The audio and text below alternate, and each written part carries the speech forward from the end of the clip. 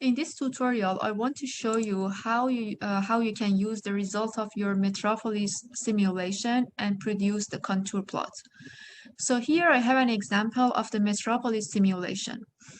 So in this simulation, I have two variables that are changing. One of them is the temperature, KT, and the other one is the Heisenberg exchange coupling between the molecule and the right electrode.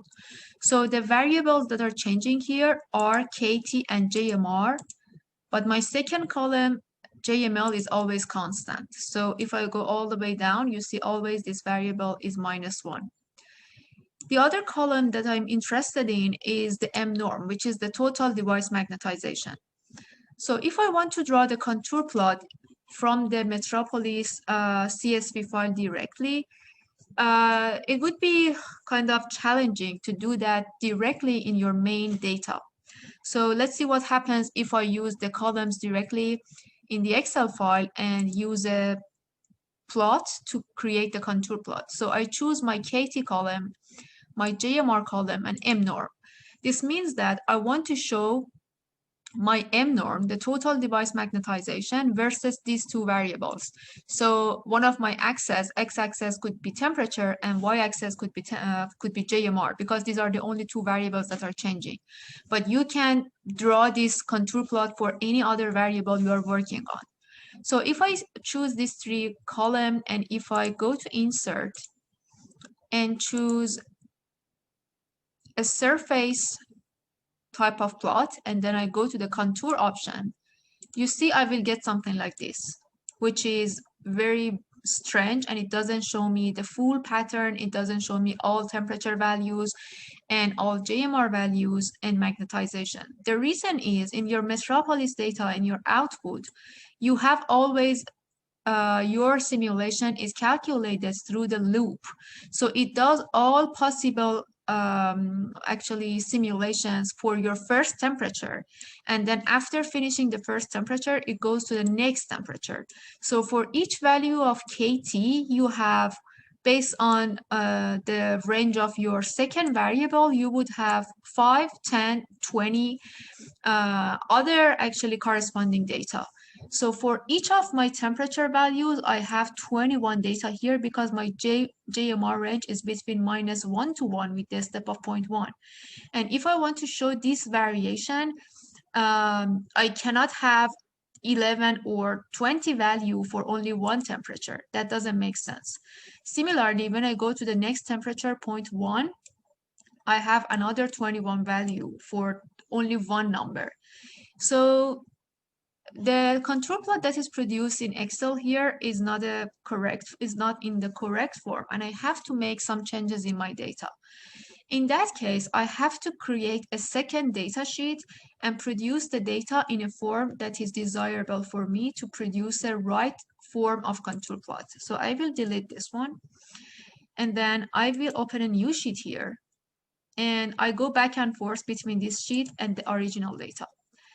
So I know that my range of JMR is constant for all numbers. So I copy this column and go back to this sheet.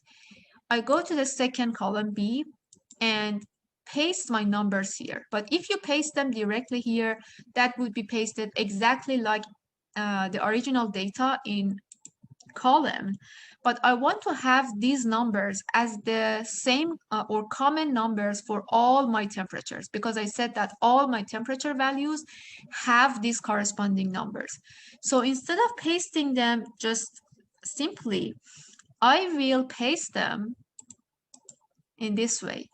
I will go to the paste special, I choose the values and then transpose and click on OK. So I would have all these numbers on the top, and they would be common numbers for all the range of temperatures that I have. Then I will go back to my first or original data, and I know that my temperature is 0.05, 0.1, 0.3, and I will go all the way up to 1.1. So if I want to choose this whole column, it will give me a lot of numbers that are not required, because for each of these KT, one value is enough. So what I do is I will simply type these numbers here.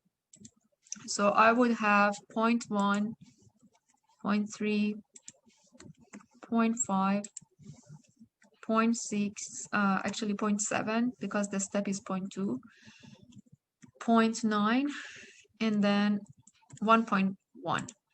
So you simply see that for each temperature value, we have all range of JMR, which are common numbers. So in your case, these numbers could be JLR, could be JML, could be JL, JR, JM, or any other variable you want to study. And same here. For your column, you can have any other variable. Now, I will go to the first temperature. And I see that for my first temperature, I have M norm here.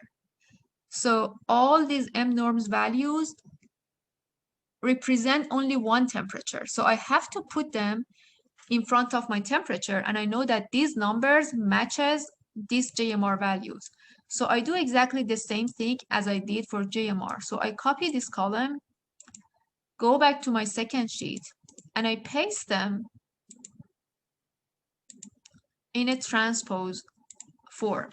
So now my M norm appears here. So all values of total device magnetization for all JMR values for the first temperature is now here. Then I will repeat the same thing for the second temperature. So I will go to the same color, M norm, copy that, and go to the second sheet and transpose the data here. And you can repeat that for the whole of your data. So let me do the rest. So for sake of time, I completed the same thing for all temperature values here, and you see that I have all M norm values for different range of JMR. So if you want to produce contour plot from your Metropolis data, this is the way you can transpose your data, and you can create a matrix which shows the first variable versus the second variable, and in the middle you have your M norm values. So now to draw your contour plot, you can select your whole data and then go to your the insert tab of your Excel file, and go to the surface and choose the contour plot. And now you can simply see that you can have the contour plot and the range of variation for your total device magnetization with respect to two different parameters, KT and JMR. So you can simply put axis title. Vertical axis is your KT. Horizontal axis is the JMR value. And I don't need this one because this shows the third axis. Instead, I can put on the title that this is the total device magnetic moment. So this is how we can show the total device magnetization, a contour plot of total device magnetization in Excel using the Metropolis output file. If you want to have a 3D view of this image, you can have again the surface plot, but you can choose this 3D option. So if you go to this 3D option, you can see your image this way.